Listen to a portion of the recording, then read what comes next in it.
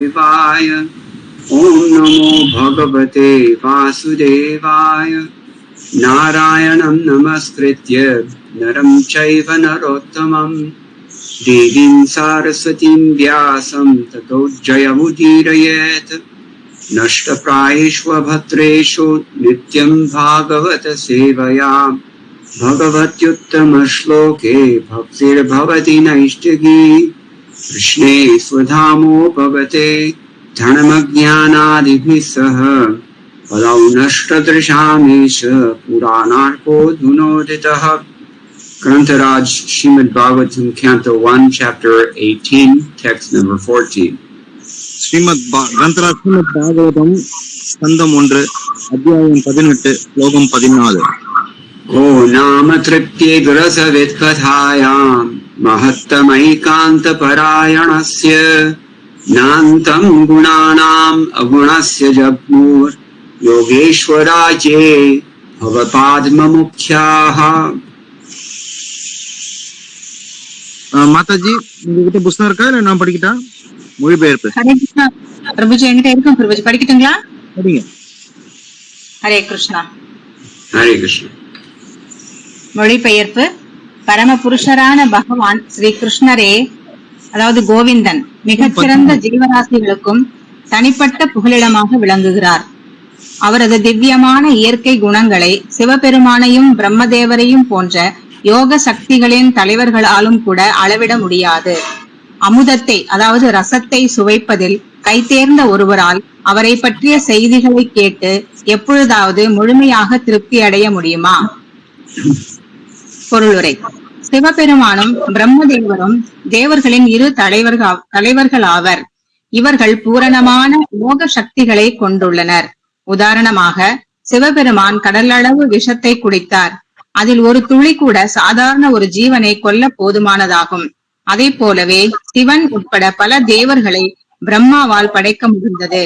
எனவே அவர்கள் பிரபஞ்ச தலைவர்கள் அல்லது ஈஸ்வரர்கள் என்று கருதப்படுகின்றனர். ஆயினும் அவர்கள் பரம ஈஸ்வரர்கள் அல்ல. பரம ஈஸ்வரர் கோவிந்தன் அல்லது பகவான் ஸ்ரீ கிருஷ்ணர் ஆவார். இவரே அனைத்திற்கும் மேலானவர் ஆவார். இவரது திவ்யமான குணங்களை சக்தி வாய்ந்த ஈஸ்வரர்களான சிவன் மற்றும் பிரம்மனை போன்றவர்களால் கூட அளவிட முடியாது. எனவே இத்தகைய மிகச்சிறந்த ஜீவராசிகளுக்கும் தனிப்பட்ட புகலிடமாக பகவான் ஸ்ரீ கிருஷ்ணர் விளங்குகிறார். பிரம்மா ஜீவராசிகளுள் ஒருவராக கருதப்பட்ட போதிலும் நம் அனைவரிலும் அவரே மிகச் சிறந்தவராவார்.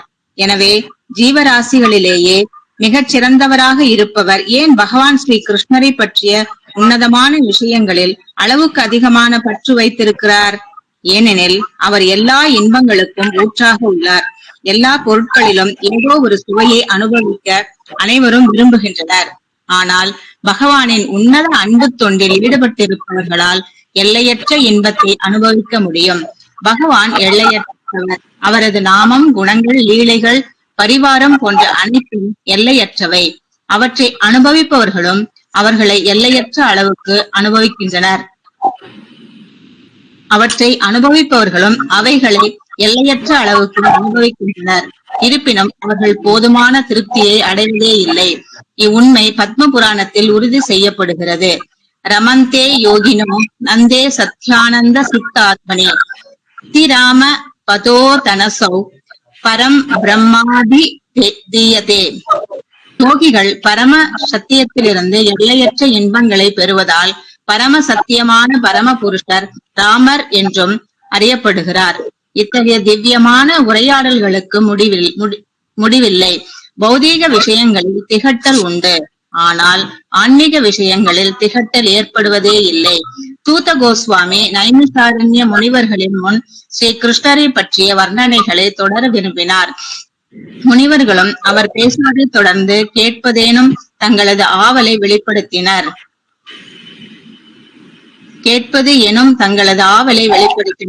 பகவானும் அவரது குணங்களும் உன்னதமானவை என்பதால் இத்தகைய சம்பாஷணைகள் தூய்மையடைந்த சபையோரின் கேட்கும் ஆவலை தூண்டுகின்றன. ஹரே கிருஷ்ணா. ஓம் அஜ்ஞானதிமிராந்தஸ்ய ஞானஞ்சனசலாகயா சக்ஷுர்நிமிதம் யேன தஸ்மை ஸ்ரீ குருவே நமः. मनोभीष्टं स्थापितं येन भूतले स्वयं रूपः कदा मह्यं ददाति स्वपदान्तिकम् वन्देऽहं श्रीगुरोः श्रीयुतपरकमलं श्रीगुरुं वैष्णवांश्च श्रीरूपं साग्रजातं सहगणरघुनाथं पितं तं सजीवं साद्वैतं सावधूतं परिजनसहितं कृष्णचैतन्यदेवं श्री राधा कृष्णपादान् सहगणललिता श्रीविशाखान्वितांश्च हे कृष्ण करुणा सिंधो दीनबंधो जगत्पते गोपेश गोपिका कांत राधा कांत नमोस्तुते तप्त कांचन गौरांगी राधे वृंदावनेश्वरी वृषभानुसुते देवी प्रणमामि हरिप्रिये वाञ्छाकल्पतरुभ्यश्च कृपा सिन्धुभ्यैव च पतितानां पावनेभ्यो वैष्णवेभ्यो नमो नमः। जय श्री कृष्ण चैतन्य प्रभु नित्यानंद श्री अद्वैत गदाधर श्रीवासादि गौर भक्त वृंद। हरे कृष्णा कृष्ण कृष्ण हरे हरे हरे राम राम राम हरे हरे। मद्गभीरपि गोपालस्मि कुर्यात् कृपया यदि तदैवासां भयः पीत्वा ऋष्येयुस्तत्याजिनः। को नाम तृप्येद रसवित् कथायां महत्तमैकान्तपरायणस्य नान्तं गुणानाम् अगुणस्य जग्मुर् योगेश्वरा ये भवपाद्ममुख्याः। There are many Ishwaras, and among those Ishwaras, here it's stated that Bhava and Padma are Mukhya. The chief are Lord Shiva and Lord Brahma. இந்த பிரபஞ்சத்துல ஈஸ்வரர்கள் அப்படின்னு சொல்லப்படக்கூடிய கட்டுப்படுத்தக்கூடியவர்கள் ஏராளமானோர் உள்ளனர். இருப்பினும் அவர்களுள் பவ மற்றும் பாத்ம பவன சிவபெருமான், பாத்மன பிரம்மதேவர், இவர்கள் முக்கியமான ஈஸ்வரர்களாக கருதப்படுகிறார்கள். And given the context, they're not just ordinary Ishwaras, but they're also Yogeshwaras. They know yoga very well. They're masters. இங்க இருக்கக்கூடிய குறிப்பான கருத்து, நம்ம பேசிக் கொண்டிருக்கிற மைய கருத்தை வைத்து பார்க்கும் பொழுது அவர்கள் சாதாரண ஈஸ்வரர்கள் மட்டுமல்ல, அவர்கள் யோக பயிற்சியில் மிக சிறந்த முக்கியமானவர்களான யோகேஸ்வரர்கள். We're a little bit ready to dismiss Brahma and Shiva because after all they're just demigods. நம்ம வேணா சொல்லலாம், பல முறை நம்ம பார்த்திருக்கோம், பிரம்மனும் சிவனும் ஒரு சாதாரண தேவர்கள் தானே அப்படின்னு சொல்லி நம்ம அவர்களுடைய நிலையை குறைச்சிருவோம். And we maintain higher respect for insignificant fools in this world. Prabhu, what is that? We maintain higher respect for insignificant fools of this material world. Yes. அப்படி பிரம்மதேவர்களையும் சிவனையும் உதாசீனப்படுத்திட்டு நம்ம போய் இந்த ஒரு சாதாரண இந்த துச்சமான நபர்கள் இந்த பௌதிக உலகத்துல இருக்கிறவங்கள உயர்ந்தவர்களாக போற்றி புகழ்வோம். It seems you have this word udasina in Tamil also, right? Which one, Prabhu? Udasinam. Yeah, to neglect someone, to keep them apart a little bit. Okay, so மதிப்பை குறைத்து பேசுவது. Here they're called Yogeshwaras because the context is yoga. We're talking about yoga. இங்க அவர்கள் யோகேஸ்வரர்கள் அழைக்கப்படுகிறார்கள். ஏன்னா நம்ம இங்க பேசக்கூடிய மைய கருத்து, முக்கிய கருத்து யோகம், யோகத்தை பற்றி பேசிக் கொண்டிருக்கிறோம். And in Jiva Goswami's very short commentary on this verse, he says only two things. One thing he says, yogasya bhakti yogasya. Here when we're talking about yoga, we're talking about bhakti yoga. ஜீவ கோஸ்வாமி இதுக்கு விளக்கம் கொடுத்திருக்கார். இந்த ஸ்லோகத்துக்கு, இந்த விளக்கத்துக்கு அவர் ரொம்ப கம்மியா தான் கொடுத்திருக்கார். ஆனா அவர் கொடுத்த ஸ்லோக விளக்கத்துல என்னன்னா, இங்க சொல்லப்படக்கூடிய யோகம் என்பது தான் குறிக்கிறது. So they're not only Ishwaras and they're not only Yogeshwaras, but they're Bhakti Yogeshwaras. That's a very serious thing for us. என்ன புரிஞ்சுக்கணும்னா, பிரம்மனும் சிவனும் யோகேஸ்வரர்கள் மட்டும், அவர்கள் வெறும் சாதாரண ஈஸ்வரர்கள் மட்டுமல்ல, யோகேஸ்வரர்கள். சாதாரண வெறும் யோகேஸ்வரர்கள். We have to very carefully steer clear of the second offense against the holy name of Krishna.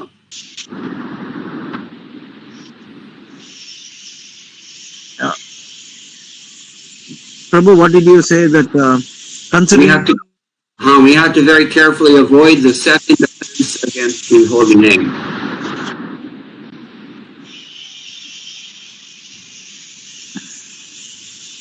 I still didn't get the first.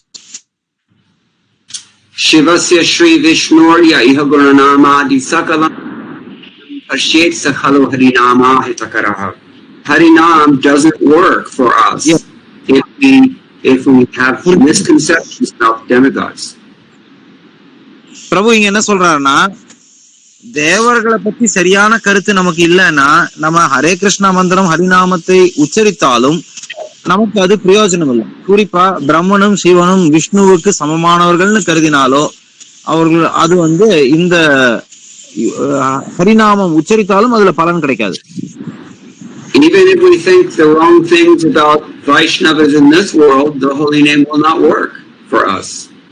அதே மாதிரி வைஷ்ணவர்களை பத்தியும் தவறான கருத்துக்களை வச்சிருந்தோம்னா நம்ம ஜபிக்கக்கூடிய புனித நாமம் நமக்கு பயன்பெறாது. And Padma Purana has very strong words about this. Harinama hitakaraha. Your Harinam will not benefit you. Padma புராணத்துல மிக கடுமையான சொற்கள் சொல்லப்பட்டிருக்கு, ஹரிநாமம் உங்களுக்கு பயனை அளிக்காது அப்படின்னு. So there's two things here. One, we cannot make the mistake of thinking that Brahma, Vishnu, Shiva, because they're after all a Trimurti, but they're not all the same. We should not mistake like that. They're not all the same. So இங்க நம்ம ஒரு முக்கியமான தவறு செய்யக்கூடாது. அது என்ன, பிரம்மா சிவன் விஷ்ணுங்கிறவங்க திரிமூர்த்திகள், அதனால அவர்கள் எல்லாமே ஒன்றுதான் அப்படிங்க சமம் அப்படிங்கிற தவறை நம்ம செய்யக்கூடாது. But at the same time they're not different.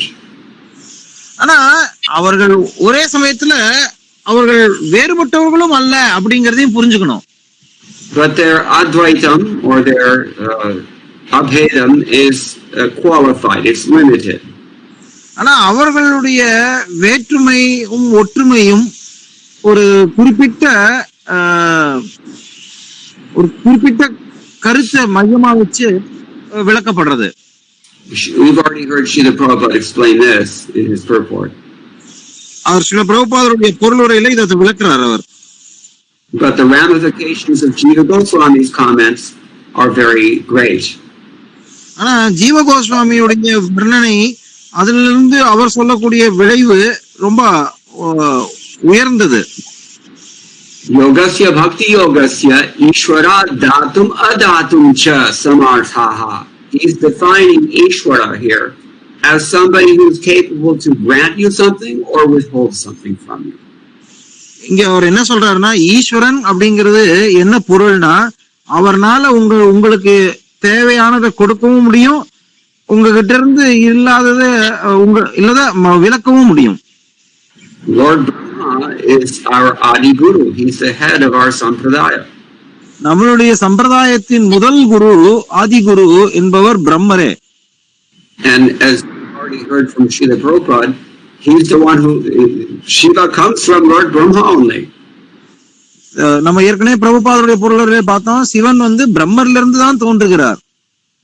And Vaishnavanam yatha shambhu. Also Srimad Bhagavatam tells us that of the Vaishnavas the greatest is Lord Shiva. அதே சமயத்துல ஸ்ரீமத் பாகவதம் நமக்கு என்ன சொல்றதுன்னா, வைஷ்ணவர்களுள் சிவனை போன்று உயர்ந்தவர் யாரும் இல்லைன்னு சொல்றது. So if you yourself want to become a Yogeshwara, a master of Bhakti Yoga, you need the mercy from these Vaishnavas in particular. ஆக உங்கள் உள்ள யாராவது ஒருத்தர் யோகேஸ்வரராக விரும்பினீங்கன்னா, பக்தி யோகேஸ்வரராக ஆக விரும்பினீங்கன்னா, நிச்சயம் இந்த வைஷ்ணவர்கள், இந்த பிரம்மா சிவன் போன்ற வைஷ்ணவர்களுடைய கருணையும் ஆசையும் நமக்கு பெற வேண்டும். The importance of this principle is so great that in the same Padma Purana passage, the names Hari and Vishnu and Shiva are used more or less interchangeably. இது ஏன் இவ்வளவு முக்கியமான பொருளுரை அப்படின்னா, ஒரு பத்ம புராணத்துல பாக்குறோம், ஒரே ஸ்லோகத்துல ஒரே இடத்துல பிரம்மா, ஹரி, சிவா, விஷ்ணு இந்த மாதிரியான நாமங்கள் ஒன்றோடு ஒன்று மாற்றி மாற்றி உபயோகிக்கப்பட்டிருக்கு. If you want to love Krishna, you have to love Krishna's servants. நீங்க கிருஷ்ணர் மேல அன்பு வளர்த்து கொள்ள விரும்பினீர்கள் என்றால் கிருஷ்ணருடைய சேவகர்கள் மீது அன்பை வளர்க்குவது இன்றியமையாததாகும். And you have to love them because they're Krishna's servants only. நீங்க அவர்கள் மீது, அந்த சேவகர்கள் மீது நீங்க அன்பு செலுத்த வேண்டும். ஆனால் அதுக்கு மைய காரணம், ஒரே காரணம், கிருஷ்ணருடைய சேவகன் என்பதே இருக்க வேண்டும். And that's the second part of the offense, that we should not consider that Brahma and Shiva are equal to Lord Vishnu, or that they're the supreme personality of Godhead, or that all the gods are one. That is wrong. அததான் நீங்க முக்கியமா புரிஞ்சுக்கணும். என்னன்னா, பிரம்மரும் சிவனும் பகவான் விஷ்ணுவோட சமமானவர்கள் என்று கருதக்கூடாது. பகவான் கிருஷ்ணர் பரமபுருஷ பகவான் அப்படிங்கறத நம்ம புரிஞ்சுக்கணும். The mercy of our Adi Guru Brahma that can give us prema. ஆதி குருவான பிரம்மருடைய கருணையினால நமக்கு பிரேமை கிட்டலாம். And if we by some chance offend him, then adatum cha samarthaha is also capable of making sure we don't get love of God. அதே சமயத்துல பிரம்மரை போன்ற குருமார்களை, ஆதி குருவையும் வைஷ்ணவர்களையும் நம்ம அவமரியாதை செய்தால் அவர்களிடம் நமக்கு கிருஷ்ண பிரேமை கிடைக்காமல் இருப்பதற்கு செய்யும் சக்தியும் உண்டு. So this is equally true of not only Brahma and Shiva, but other demigods as well, if they're pure devotees. இது பிரம்மருக்கும் சிவனுக்கும் மட்டும் பொருத்தமானது மட்டும் அல்ல, மற்ற தேவர்கள் பகவான் கிருஷ்ணனுடைய தூய பக்தர்களாக இருக்கும் பட்சத்தில் அவர்களுக்கும் இதே கருத்து பொருந்தும். In our case, Brahma, the head of our sampradaya, he is a pure devotee. நம்ம பொறுத்தவரையும் நம்மளுடைய சம்பிரதாயத்துடைய முதல் குருவான பிரம்மர் தூய பக்தர். Other Brahmas, they may not be pure devotees. இந்த பிரபஞ்சத்துல ஏராளமான பிரம்மர்கள் இருக்கிறார்கள். அந்த பிரம்மர்கள் தூய பக்தர்களாக இருக்கணுங்கிற அவசியம் இல்லை. But ours is. What is that, Prabhu? Ours is. ஆனால் நம்மளுடைய பூலோகத்துல நமக்கு இருக்கக்கூடிய பிரம்ம தேவரானவர் தூய பக்தர் ஆவார். And of course Shiva is always a pure devotee. சிவபெருமானோ எப்பொழுதுமே நிரந்தரமாக தூய பக்தரே ஆவார். There are different classes of devotees. There are sakama bhaktas and akama bhaktas. பக்தர்களுள்ளே வகைகள் உண்டு. சகாம பக்தர்கள்னு ஒரு வகையும் அகாம பக்தர்கள் இன்னொரு வகையும் உண்டு. They have desires, therefore they're called sakama bhaktas. They're not pure devotees sometimes. பக்தர்கள் அவர்கள் தங்களுக்குன்னு சுயமாக ஆசை வச்சிருக்கிறவங்க சகாம பக்தி, அவர்கள் தூய பக்தர்கள் அல்ல. But akama bhakta means he doesn't have any material desires. That means he must be a pure devotee. ஆனா அகாம பக்தர்கள்ங்கிறவங்க அவங்களுக்குன்னு சுயமாக பௌதீக ஆசைகள் எதுவுமே இல்லாமல் இருக்கிறதுனால அவர்கள் தூய பக்தர்களே ஆவர். Therefore they're called Yogeshwara Mukhya in this verse. இந்த ஸ்லோகத்துல பிரம்மனும் சிவனையும் யோகேஸ்வர முக்கியமான யோகேஸ்வரர்கள் முக்கியமானவர்கள் அப்படின்னு சொல்லப்பட்டிருக்கு. So these are some of the ramifications of that simple phrase, but very deep in meaning. இந்த வார்த்தைகள் யோகேஸ்வர முக்கிய அப்படிங்கிறது எளிமையான வார்த்தையாக தெரிகிறது. ஆனா அதுல இருந்தக்கூடிய ஆழ்ந்த கருத்துக்களும் அதனுடைய விளைவுகளும் ரொம்ப முக்கியமானதுங்கிறத நம்ம இப்ப பார்க்க முடியுது. Actually, both this verse and the purport by His Divine Grace Srila Prabhupada, there are so many secrets embedded in these words. It's not so easy to see them. உண்மையில இந்த ஸ்லோகத்திலும் சரி, இந்த ஸ்லோகத்துடைய பொருளுரை தெய்வ திரு ஆஷா பக்திவேதாந்த சுவாமி பிரபுபாதர் கொடுத்திருக்கார். இந்த ஸ்லோகத்திலும் சரி பொருளுரையும் சரி பல விதமான ரகசியங்கள் நமக்கு தெரியாத புலப்படாத விகிதத்துல இருக்கலாம். அது இந்த ரகசியங்கள் இந்த பொருளுரையில இருக்கு. So in the beginning of Srila Prabhupada's purport, he is pointing out for us that although these are so powerful personalities, Lord Brahma and Lord Shiva in particular, because they're mentioned here, but they're not all powerful.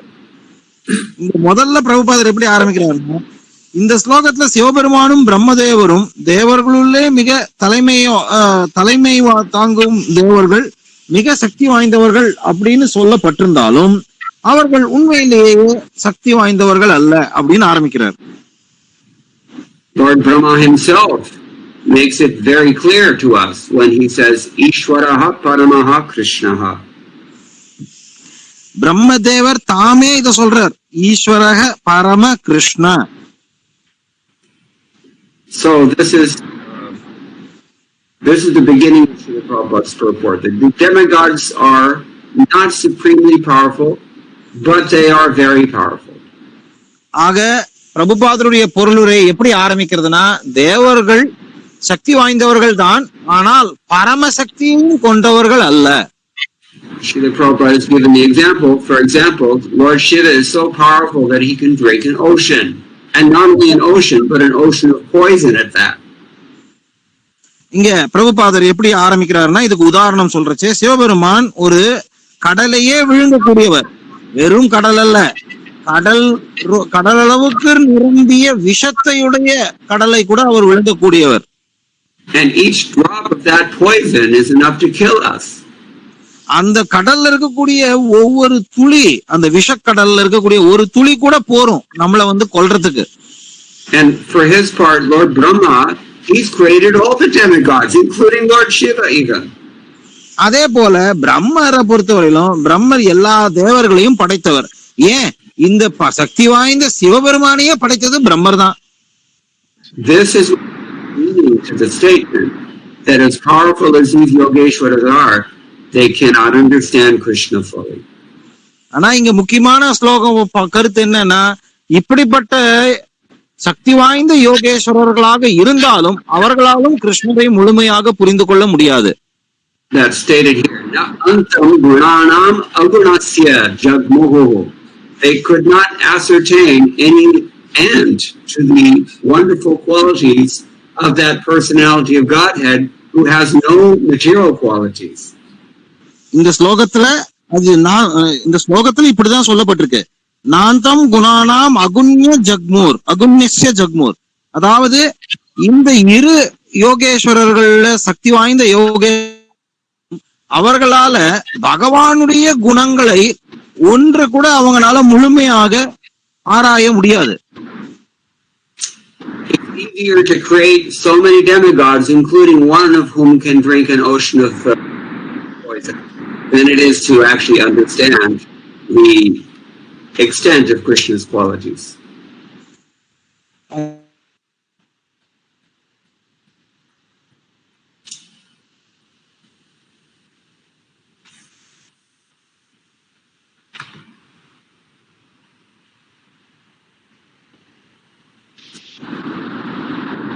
Yeah, Prabhu, I missed that statement.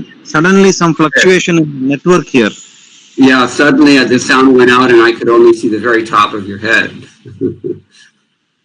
So I said it's actually easier to create all the network than it is to understand the end of Krishna's qualifications or the extent of his qualifications. அதாவது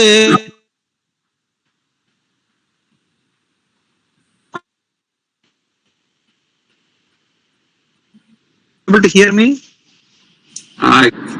Maybe 10%. என்னன்னு தெரியல பிரபு. தேவர்களை எல்லாம் கூட படைச்சிடலாம், ஆனா பகவான் கிருஷ்ணனுடைய குணங்களை ஒரு துளி புரிஞ்சுக்கிறதுங்கிறது அவ்வளவு சாத்தியம் அல்ல. Okay, so this is what he says here. And another thing is that Aguna refers to that person who has no material qualities. இன்னொரு விஷயம் என்னன்னா, இங்க what is that word? சகுணா அப்படிங்கிற வார்த்தை உபயோகிக்கப்பட்டிருக்கு. அதனோட அர்த்தம் என்னன்னா, யாரிடம் பௌதீக குணங்கள் இல்லாதவர். Yeah, let's just take a look at the Vedic.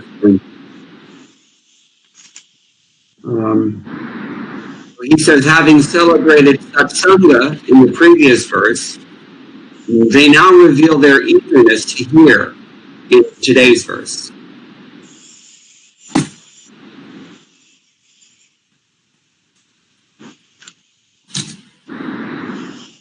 I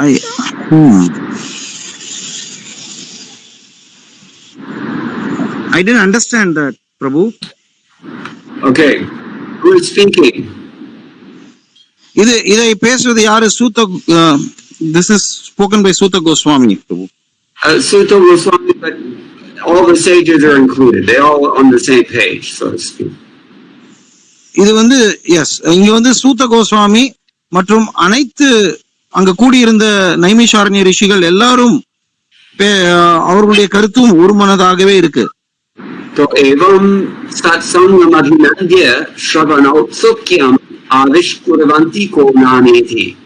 In today's verse, they're revealing how eager they are to hear about the Lord. இந்த ஸ்லோகத்துல இந்த ரிஷிகள் சொல்றாங்க அவர்களுடைய ஆர்வத்தை வெளிப்படுத்துகிறாங்க. குறிப்பா அவங்க ஆர்வம் என்னன்னா பகவானுடைய குணங்களை பற்றி கேட்பதற்கு ஆவலை வெளிப்படுத்துகிறார்கள். They have just glorified the process of satsanga in the previous verse. இதுக்கு முந்தின ஸ்லோகத்துல சத்சங்கத்தின் முக்கியத்துவத்தை அவர்கள் விளக்கினார்கள். This verse, of course, is the famous Tulayama Lavenapi verse, which I assume you've already heard. நீங்க நம்ம முன்னாடியே படிச்சோம் 13வது ஸ்லோகம் துலையாம லவேனாபி ஸ்லோகம், அதுல இது சொல்லப்பட்டிருக்கு. So now they're getting fired up by hearing this. They're very eager. Like, wow, just a moment's association, you can get all perfection. இப்போ வந்து இந்த ஸ்லோகத்துல அவங்க வந்து அந்த முன்னாடி ஸ்லோகத்தை கேட்ட உடனே அவர்களுடைய ஆர்வம் பல மடங்கு பெருகிவிட்டது. இப்பொழுது அவர்கள் பகவானுடைய குணங்களை, திவ்யமான குணங்களை பற்றி கேட்பதற்கு ஆவல் அதிகரிக்கிறத காட்டுறாங்க.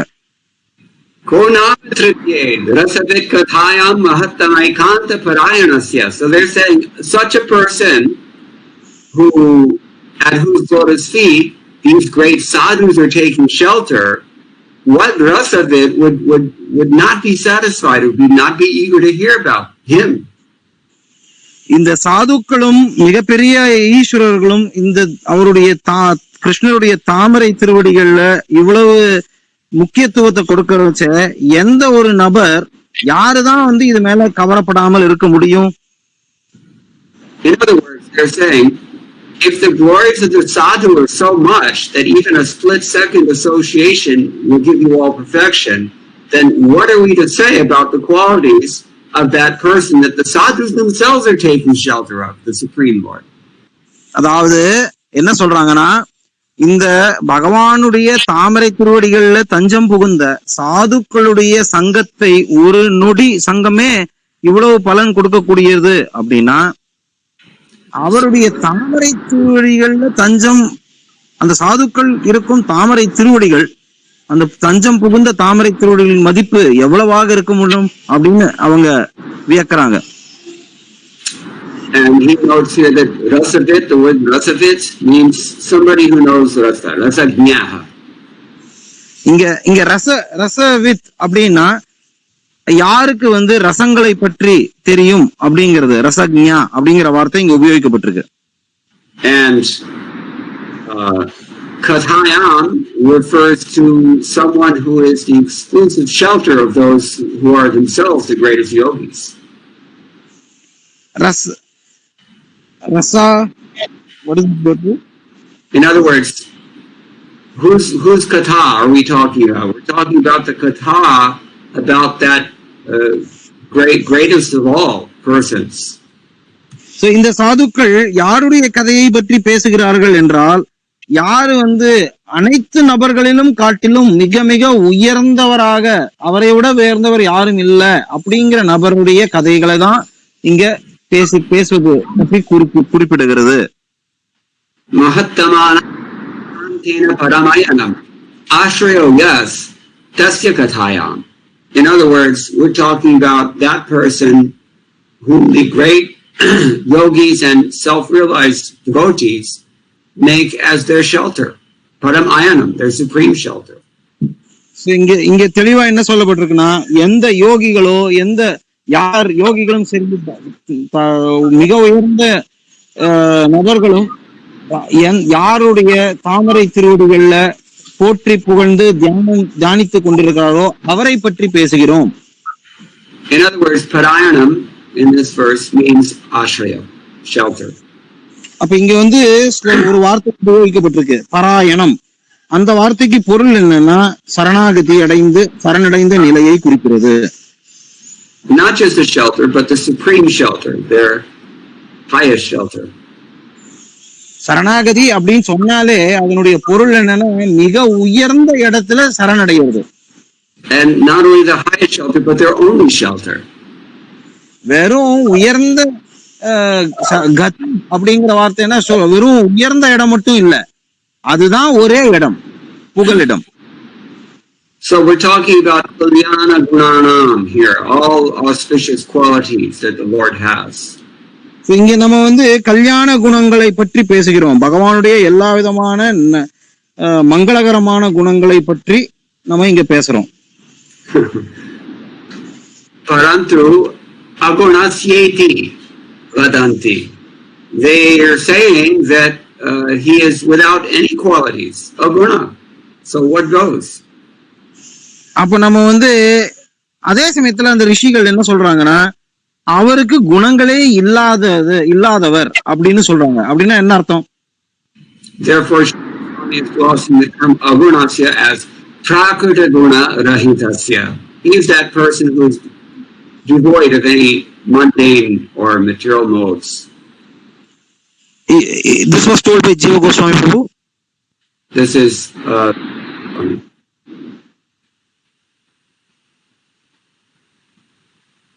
Hare Krishna. Radhe Radhe. Yes, Prabhu. Was it Jiva Goswami who said about the agunasya? No, this is Sridhara Swami. அதனாலதான் ஸ்ரீதர சுவாமி இங்க அகுணஸ்ய அப்படிங்கிற விளக்கறச்சே என்ன சொல்றாருன்னா, பௌதீக குணங்கள் இல்லாதவர். Kalyana gunanam antam ye yogeshwaras tepi na jagmur etavanta idina pariganayam chakruhu. He's saying that these, even though they're great yogeshwaras, Brahma and Shiva, they're not able to estimate or count any limit to the Lord's transcendental qualities, his kalyana gunas. So ஆக இந்த கல்யாண குணம்ங்கிறது எப்படிப்பட்டதுன்னா, இந்த பிரம்மனும் சிவனும் மிக உயர்ந்த யோகேஸ்வரர்களாக குறிப்பிடப்பட்டாலும் அப்படிப்பட்ட யோகேஸ்வரர்களாலும் கூட இவருடைய குணங்களின் எண்ணிக்கையோ அதை பற்றியான விவரங்களையோ கணிக்க முடிவதில்லை. In other words, we want to hear from Vishwanath Chakravarti Thakur. We're talking about that person who is Kalyana Gunarnava, an ocean of all auspicious transcendental qualities. Viswanatha சக்கரவர்த்தி டாக்கூர் விளக்கும் பொழுது என்ன சொல்றாருன்னா, கல்யாண குணம் அப்படிங்கறத அனைத்து மங்களகரமான குணங்களின் கடல் அவரே என்று விளக்குகிறார். Yeah, Kalyana Gunarnava, and the pure devotees are those persons who are drawing the rain from that ocean of all auspicious qualities. தூய பக்தர்கள் அப்படிங்கிறவங்க யாரு அப்படின்னா, இந்த கடல் கல்யாண குணங்களான கடல் போன்ற குணங்களை உடைய பகவானிடமிருந்து எப்படி மேகங்கள் கடல்ல இருந்து நீரை உரிகிறதோ அது போல இந்த தூய பக்தர்கள் அந்த கடல்ல இருந்து அந்த குணங்களை உரிந்து நமக்கு மழை போல பொழிகிறார்கள். And they're distributing that gentle rain everywhere for the benefit of everyone. அந்த மழையை அவர்கள் ஒரு இடத்துலயோ ரெண்டு இடத்துலயோ இல்லாமல் அனைத்து ஜீவராசிகளின் நலனுக்காக அனைத்து இடங்களிலும் பொழிகின்றனர்.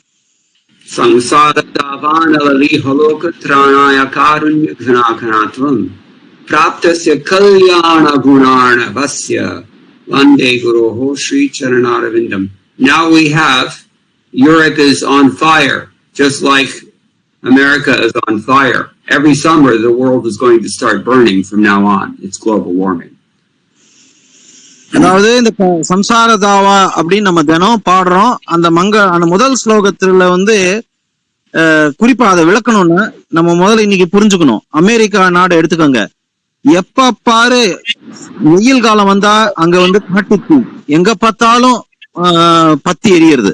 அது இனிமே வந்து தொடர்ந்து வருஷம் இருக்க போறது அப்படின்னு சொல்லப்பட்டிருக்கு. I think they're having these fires in UK maybe. I don't know. You might know more. I heard something like that.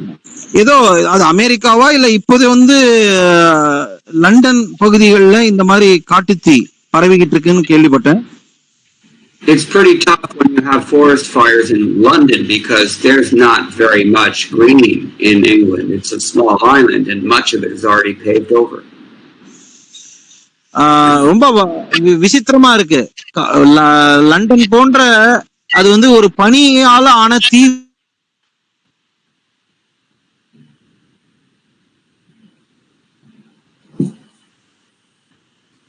பார்க்க முடியறது இல்ல. Okay, I don't know. Can you hear me? Because I'm not hearing you.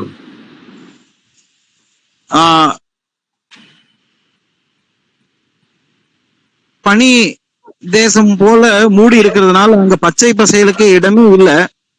அப்படிப்பட்ட நாட்டுல வந்து காட்டுத்தீ இருந்தது, வெப்பம் இருந்ததுன்னா அதை பத்தி கூட முடியல. Are you hearing me, Prabhuji? No, Prabhu. No. Okay. Well, yeah, I'm not hearing you either, so I don't know what to do about it. We are able to hear you, Prabhuji. We can't hear Sridhar Srinivas, Prabhuji. Okay. All right. Well, then I'll just keep talking. For those of you who can understand English. Prabhuji, can you...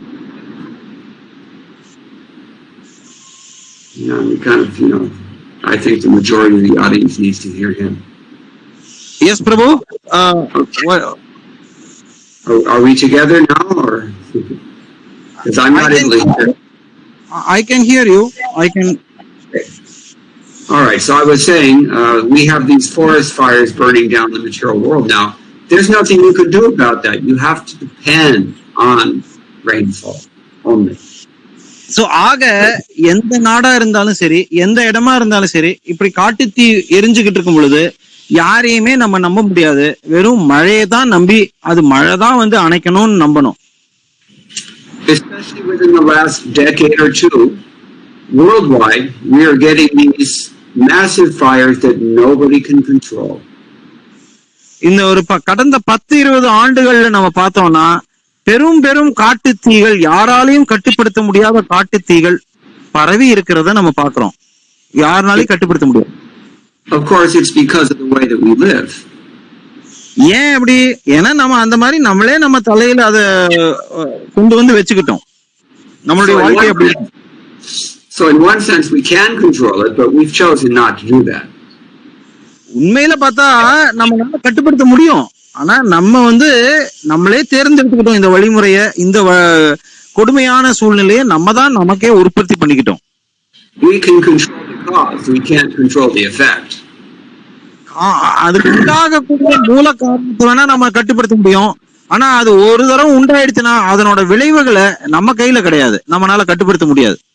So Srila Prabhupada often says that when there's such a fire out of control, no one can do anything. You're completely dependent on the mercy of God.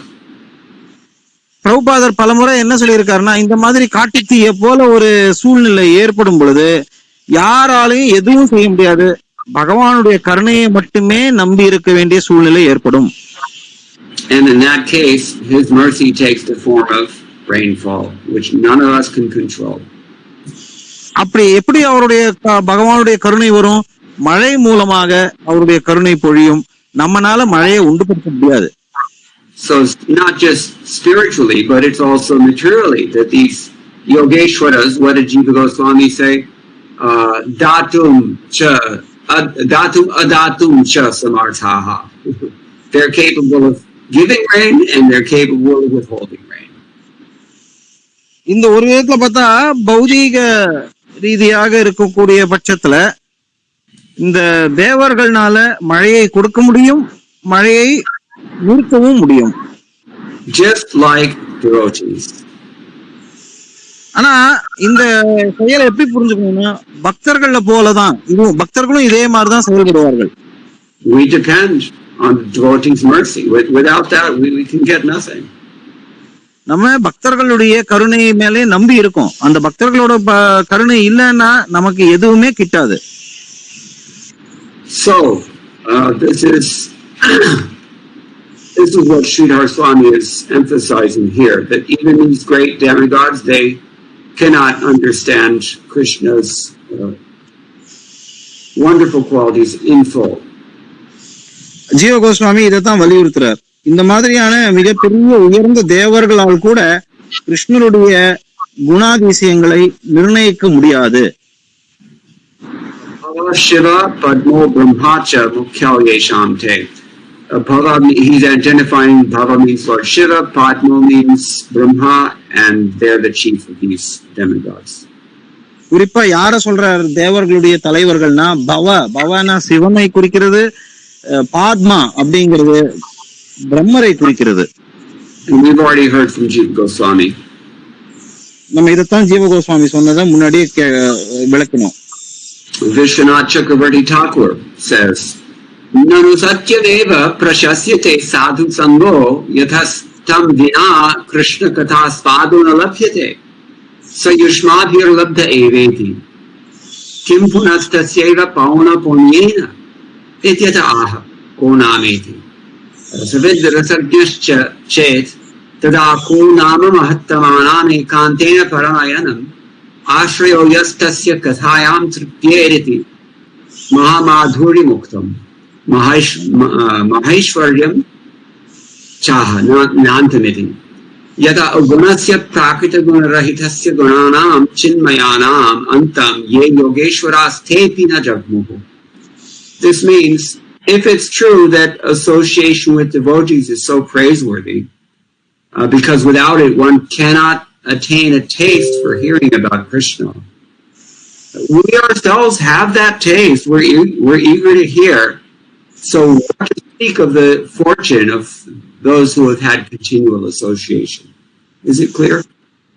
Big sentence. Maybe you need to break it up. Yes, Prabhu, it is little long. It's a complex idea also. Okay, so if it's true that the association is as praiseworthy as you've just said, this is in fact what he's saying. அதாவது முதல்ல நம்ம இந்த சாதுக்களின் சங்கம் பிரபு, have you completed? Do you want me to translate partially first? No, I didn't give you a complete answer. If it's true that the association of devotees is praiseworthy, because without it one cannot gain a taste for hearing. Just translate that phrase. அதாவது பகவானுடைய பக்தர்களுடைய கருணையானது நமக்கு அது இல்லாம நம்மனால பக்குவ நிலையை அடைய முடியாது. அப்படிங்கறதுனால அது போற்றத்திற்குரியது. We have gained that taste. நம்ம அந்த அந்த சுவையை அடைந்துள்ளோம். He is implying we've gained this taste just now. அதாவது என்ன சொல்றேன்னா, இத்தனை நாள் இல்லாம இப்பதான் நமக்கு அந்த சுவை கிடைச்சிருக்குங்கிறத மறைமுகமா சொல்றார். So then what to speak of the good fortune of those who have had continuous association? அப்படி இருக்கும் பட்சத்துல இப்பதான் நமக்கு இப்ப இத பத்தி சுவை வந்திருக்கு. ஆனா இதை எப்பொழுதுமே தொடர்ந்து நிரந்தரமாக இடையூறு இல்லாம இருக்கக்கூடிய பக்தர்களுடைய உணர்வை பற்றி கூற என்ன இருக்கு? So he speaks this verse because he's thinking like this. ஏன் அவர் இப்படி பேசுறாரு, இந்த மாதிரி சொல்றாருன்னா, அவர் அந்த ஒரு ரசனையில இறங்கி அவர் அதை அனுபவித்து அந்த அனுபவத்தை சொல்றார். If a person is knowledgeable about rasa, then how can he be satisfied by discussions about the one who is the sole shelter of the greatest devotees? ரசத்தை பற்றி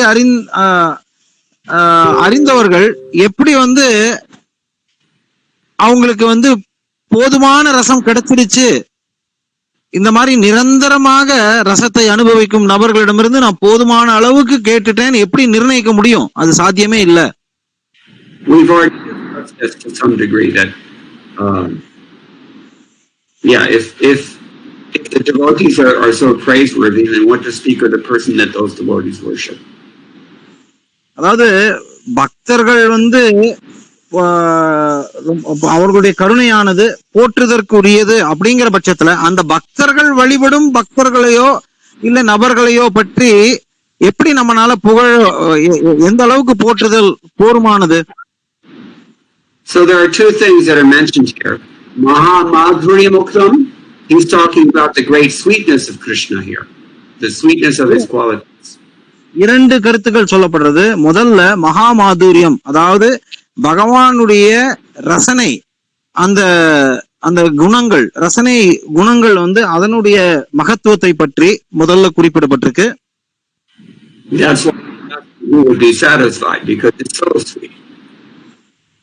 எவ்வளவுதான் நம்ம அது எவ்வளவு இனிமையானதுன்னா நம்ம எவ்வளவு எடுத்தாலும் அது போரும்னு தோண முடியாத, திருப்தியே அடையாது, அந்த அளவுக்கு திகட்டவே திகட்டாது. But he's also Maheshwarim Chaha Nandamiti. By saying that there's no end to the Lord's greatness, he's also talking about his extreme power, Maheshwaryam. அதே சமயத்துல அவருடைய ரசனையை மட்டும் இவ்வளவு உயர்ந்ததுன்னு சொல்றதோட இல்லாம அவருடைய ஐஸ்வர்யம், அவருடைய சக்தியும் மிக மகத்தானது அப்படின்னு சொல்றார். And this Yogesh, he says Agunasya, he says the same thing exactly as Sridhar Swami, means without any mundane qualities. Gunanam chinmayanam antam ye yogeshwara tepi na jagmuhu. We're talking about the spiritual qualifications and spiritual qualities of the Lord. That's the part that's hard to understand. அதாவது இங்க என்ன மேலும் அவர் சொல்றாருன்னா, நம்ம பேசுறது பௌதீக குணங்கள் அல்ல, பகவானுடைய ஆன்மீக குணங்கள். அந்த ஆன்மீக குணங்களை நம்ம புரிஞ்சுக்கிறதுங்கிறது அவ்வளவு சுலபமானதல்ல. அப்படி அதை பத்தி பேசுறோன்றதை விளக்குறார்.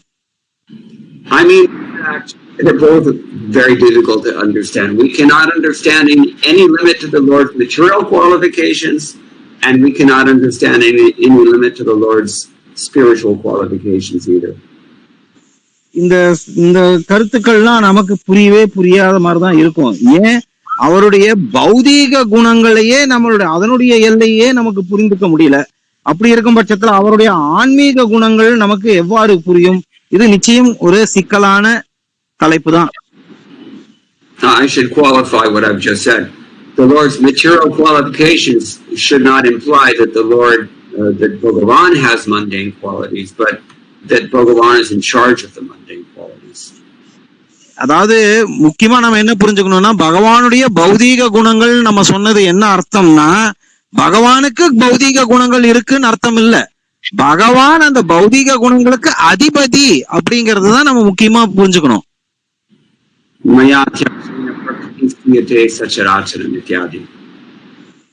இந்த பகவத்கீதை ஸ்லோகம் இருக்கு, மயா சக்ஷேன பிரகிருதி.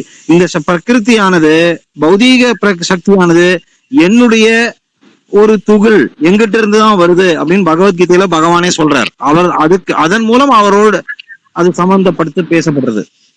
So, having said all this, the question has not been answered yet. It seems to be a rhetorical question. Ko nama tripye. அப்படி இருக்கும் பட்சத்துல இங்க என்ன கேள்வி கேட்டிருக்குன்னா, யாருக்கு திருப்தி அடைவார்கள் அப்படின்னு கேள்விப்பட்டிருக்கு. அது யாருக்கு திருப்தி கிடைக்கும் அப்படிங்கிறது இங்க இன்னும் விடையே வரலையே.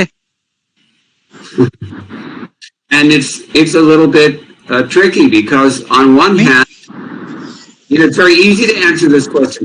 We are not satisfied because we're conditioned souls. இது ரொம்ப சுலபமா பதில் சொல்லிடலாம். வரல, நம்ம கட்டுண்ட ஆத்மாவாகவே இருக்கும்.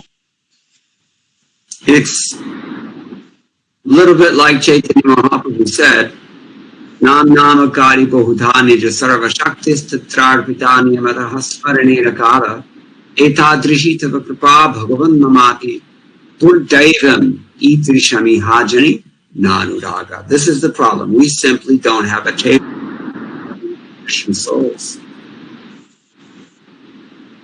இதுக்கு என்ன காரணம்ன்றது சைத்தன்ய மகாபிரபு சொல்றார். பகவானே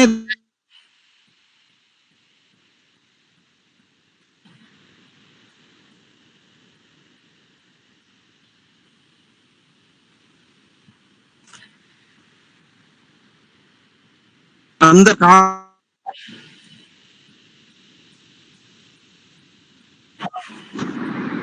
பிரபு கேட்கலைங்க பிரபு.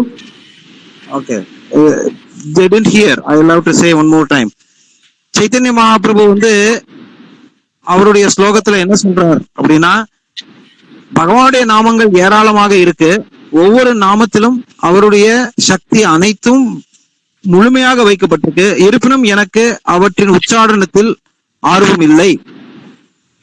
அப்படி இருக்கும் பட்சத்துல நம்ம வந்து உண்மையிலேயே நம்ம பகவானுடைய நாமத்துல எந்த ஆர்வமும் காட்டுவதில்லை. அதனாலதான் நமக்கு பகவானுடைய குணங்கள் புரிவதில்லை. So the answer to the question, in one sense, is very simple. Who can be satisfied? Well, certainly not us, because we're fallen rascals. யார் இதுல திருப்தி அடைவார்கள் அப்படின்னு கேட்டா நிச்சயம் அது நம்மளா இருக்க முடியாது. ஏன்னா நம்ம வந்து பௌதீகத்திலேயே மூழ்கி இருக்கிற அயோகர்களாக இருக்கிறோம். அதனால நமக்கு இது புரியாது. And that's why he uses the word rasavit. He has to qualify. அதனாலதான் ரசவித் அப்படிங்கிற நபர் அவர்தான் வந்து தகுதி வாய்ந்தவர், ரசத்தை அறிந்தவர், ரசத்தில் நிபுணர். Rasavit, someone who knows rasa. We don't really know anything about rasa. யாருக்கு ரசம்னா என்னன்னு புரிஞ்சவர்கள், நமக்கு ரசம்னா என்னன்னே தெரியாது. Which is to say, we only know the perverted material rasas, adi rasa. அதாவது நமக்கு வந்து பகவானுடைய துச்சமான ரசமான, அதாவது திரிபடைந்த ரசம் தான் நமக்கு தெரியும், பௌதீக ரசம். So that explains very easily why we're not satisfied. We're not rasavits, period. நம்ம ஏன் நமக்கு இந்த பகவானுடைய நாமம் புகழ் லீலைகள் கேட்பதில் திருப்தி அடைகிறது இல்லைங்கிறது தெளிவா பதில் சொல்லப்படுறது. ஏன்னா நம்ம ரசவித்து போல இல்ல. And regarding even the great Yogeshwaras, the masters of yoga, and we already know from Jiva Goswami we're talking about masters of bhakti yoga, what would explain why they can't find satiation? You have to paraphrase that for me one more time, Prabhu. Yeah, sorry, it's awkward. Regarding the Yogeshwaras, Lord Brahma and Shiva, etc., why would they not find satisfaction? இப்ப அடுத்த கேள்வி, பிரம்மா சிவன் போன்ற யோகேஸ்வரர்கள் அவர்களுக்கு ஏன் திருப்தி அடையல? Goswami has already explained to us that they're masters of bhakti yoga. ஜீவ கோஸ்வாமி ஏற்கனவே சொல்லியிருக்கார், அவர்கள் வந்து பக்தி யோகத்தின் நிபுணர்கள், ஆச்சாரியார்கள்னு சொல்லியிருக்கார். You have to, and it's the same answer. You said you have to?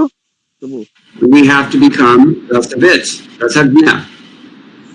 அப்ப என்ன அர்த்தம்னா, நம்ம ரசக்ஞா, ரசவித், அந்த ரசத்துல நம்ம இறங்கி அதுல முன்னேறினாதான் நமக்கு இது புரிய வரும்.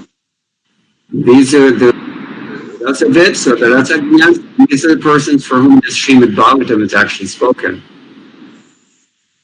இந்த ரசவித் ரசக்ஞர்கள் தான் ஸ்ரீமத் பாகவதத்துல அவர்களுடைய வார்த்தைகள் தான் இங்க சொல்லப்பட்டிருக்கு. And yet, even when we do become rasavits, still we're not satisfied because there's no end, na antam. அப்படியே நம்ம ரசவித்தோ ரசக்ஞாவோ ஆகிட்டா கூட நம்ம திருப்தி அடைகிறது இல்ல. ஏன் அப்படின்னா இந்த ரசங்களுக்கு எல்லையே கிடையாது, நிரந்தரம். So it's a rhetorical question only, actually. The point is, it's not that nobody's happy. The fact is that the devotees, they are enjoying unlimitedly, and therefore Srila Prabhupada makes very careful to make sure we understand this in the end of his purport. So ஆகத்துல இந்த கேள்வி வந்து அதுக்கு வந்து விடை இல்லைன்னு சொல்லிட முடியாது. இது வந்து ஒரு சாதுரியமான கேள்வி. அதுல என்ன சொல்லப்பட்டிருக்குன்னா, இந்த ரசங்களுக்கு எல்லையே கிடையாது. நம்மளால நினைச்சா கூட, நம்ம ரசவித் ஆனாலும் இத நம்மனால முழுசா புரிஞ்சுக்க முடியாது, உணர முடியாது. அதத்தான் பிரபுபாதர் அவருடைய பொருளுரையில மிக நம்ம புரிஞ்சுக்கணுங்கிற பட்சத்துக்காகவே அவர் விலாவரியா சொல்லியிருக்கார். And therefore he's quoting the famous Padma Purana shloka, Ramante yogino anante satyananda chiratmani. அந்த ஸ்லோகத்தை அதனாலதான் பத்ம புராண ஸ்லோகத்தை சொல்றார். அதாவது should I the mystics derive unlimited transcendental pleasures from the absolute truth. அந்த பரம புருஷ பகவான் பரம்பொருள் பரம சத்தியத்திலிருந்து இந்த யோகிகள் ஒரு எல்லையே இல்லாத ஆனந்தத்தை உணர்கிறார்கள். So although they're deriving unlimited pleasure, still they're never satiated, only because the Lord's qualities are also unlimited. அப்படிப்பட்ட யோகிகள் எல்லைக்கு உட்படாத அளவுக்கு எல்லையற்ற ஆனந்தத்தை பெற்றாலும் அந்த ரசமானது தானே எல்லையற்ற விதத்துல இருப்பதனால அவங்களால முழுசா எப்பொழுதுமே திருப்தி அடைய முடியறதில்லை. Now, since the Lord is transcendent and his attributes are transcendental, such discourses increase the receptive mood of the purified audience.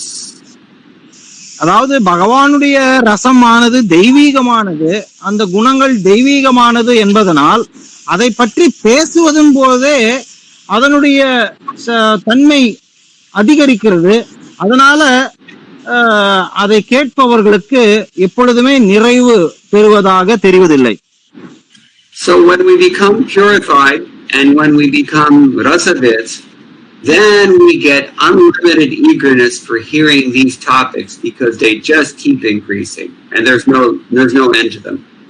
So எப்பொழுது நம்ம ரசவித்தாகவோ இல்ல கொஞ்சம் தூய்மை அடைந்து இந்த ரசவித் நிலையை அடைகிறோமோ அப்பொழுது நம்ம உணர்வோம் இந்த ரசமானது எப்பொழுதும் அதிகரித்து கொண்டே இருக்கிறது, அந்த ரசத்திலிருந்து பெறக்கூடிய ஆனந்தமானது எல்லையற்றதாக இருக்கிறது என்பதை உணர்வோம்.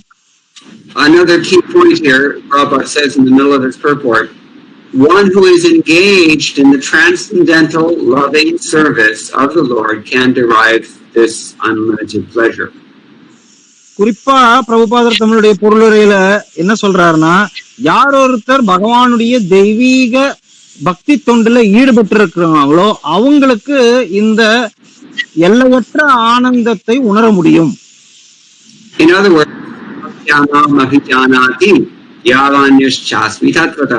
as Krishna says in Bhagavat Gita, we can only understand Krishna by serving him. வேற விதமாக சொல்லணும்னா பகவத்கீதையில கிருஷ்ணரே சொல்றார், பக்தி தொண்டு மூலம் தவிர வேற எந்த விதத்திலையும் பகவான் கிருஷ்ணரை நம்மளால உணர முடியாது. And in case we didn't in the last sloka, we can only serve Krishna by serving his pure devotees.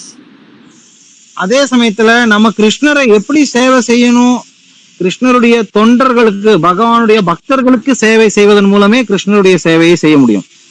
These pure devotees are definitely they're drawing water out of the ocean of unlimited auspicious qualities and they're raining this water upon all of us out of causeless mercy only, so we have to seek that mercy. ஏன் அப்படின்னா பகவானுடைய தூய பக்தர்கள் ஏற்கனவே சொன்னோம், பகவானுடைய கல்யாண குணங்கள் கடல் போன்ற கல்யாண குணங்கள் இருந்து நீரை எடுத்து மழை போல எல்லார் இடத்திலையும் பொழிவதனால இந்த மாதிரியான தூய பக்தர்களின் காரணமற்ற கருணையை நம்பியே நம்ம இருக்கணும், வேற வழி இல்லை. Okay, we're out of time, so we'll stop here, but if there's one or two questions we can discuss. கேள்விகள் ஏதாவது இருந்தா இப்ப கேட்கலாம். இப்ப இதோட இதை நிறுத்த விரும்புறோம்.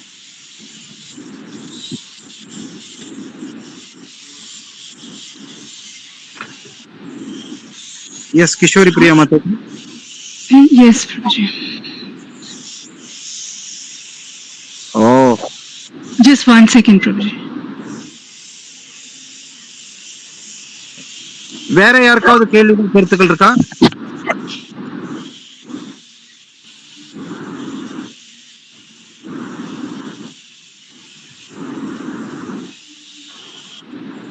Can I ask my question? Yes, Mataji. Hare Krishna Prabhuji, Dandavat Pranam, Jai Shri Prabhupada. So just a couple of questions, a clarification. You mentioned that, we cannot be satisfied, but we cannot even taste. Like Srila Prabhupada says, we have gauze around our tongue and we're trying to eat rasgullas. So we can't really taste. So how can we be satisfied? Mataji என்ன கேக்குறாங்கன்னா, நமக்கு இது புரியவே புரியாது, இது என்னன்னே தெரியாது. அப்படி இருக்கும் பட்சத்துல இதை எப்படி சுவைத்து இதனோட சுவையை பத்தி நம்ம எப்படி உணர்றது? It's a very simple question, very nicely put. இது ஒரு எளிமையான கேள்விதான். இத ரொம்ப அருமையான விதத்துல முன்வைத்திருக்கிறார்கள். We've explained we cannot be satisfied until we become purified. நம்ம ஏற்கனவே சொல்லிட்டோம், நமக்கு திருப்தி எப்போ நம்ம தூய்மை அடையலையோ அந்த தருணத்தின் அது வரைக்கும் நமக்கு இத உணர்ந்து திருப்தி அடைய முடியாது. But at the same time, the purified souls also cannot be satisfied, but not because of their own disqualification, simply because of the unlimited nature of the Lord's sweetness and power.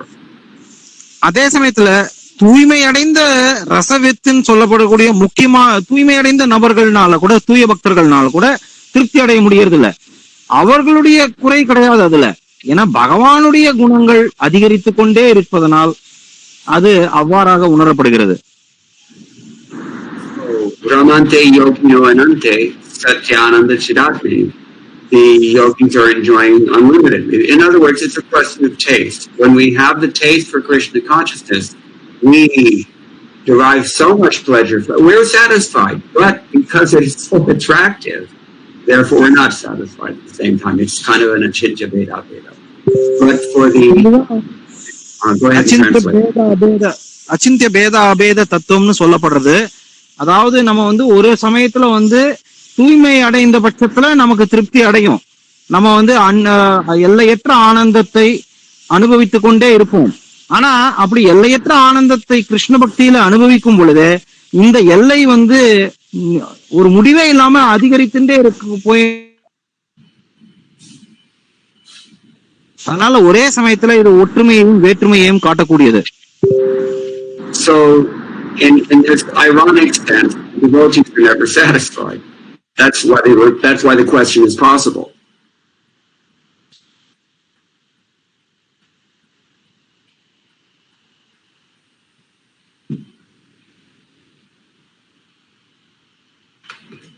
Hare Krishna. Yeah, we're not hearing you. So இந்த விதத்துலதான் நம்ம பக்தர்களுக்கு போதுமான அளவு திருப்தி இல்ல.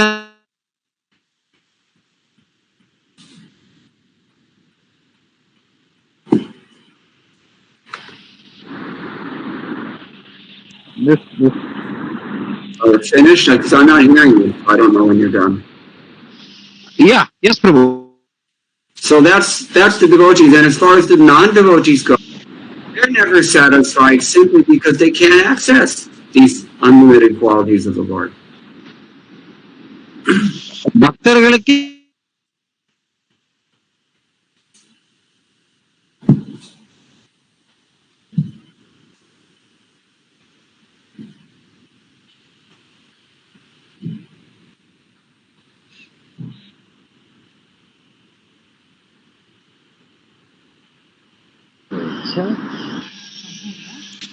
Yeah, you done? Yes, Prabhu. I said that அதாவது பக்தர்களுக்கு இவ்வாறு இருக்கிறச்சே இந்த ரசங்களை பற்றி துளி கூட அணுக முடியாத பக்தர் அல்லாதவருக்கு பற்றி சொல்ல ஒண்ணுமில்லை.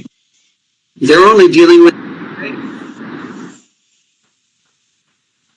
Yeah. I'm hearing bits and pieces. Yeah, okay. So maybe it's better to stop here. I think the point should be clear. Okay. சரி, இதோட I did have one more question, maybe next time. Yeah, we have to work out this technological problem because it happens every week. All I'm seeing is I think there is a weird setup. I use BSNL and I am at a very clear place. So I have to find an alternative for this. I'll try to do something about it next week, Prabhu.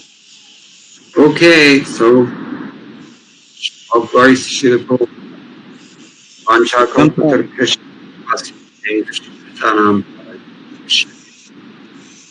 Sri Mukunda Prabhu ki jai. Gaur Bhakta Vrinda. Hare Krishna. Hare Krishna. Hare Krishna. Hare Krishna, Prabhuji. Hare Krishna, Prabhuji.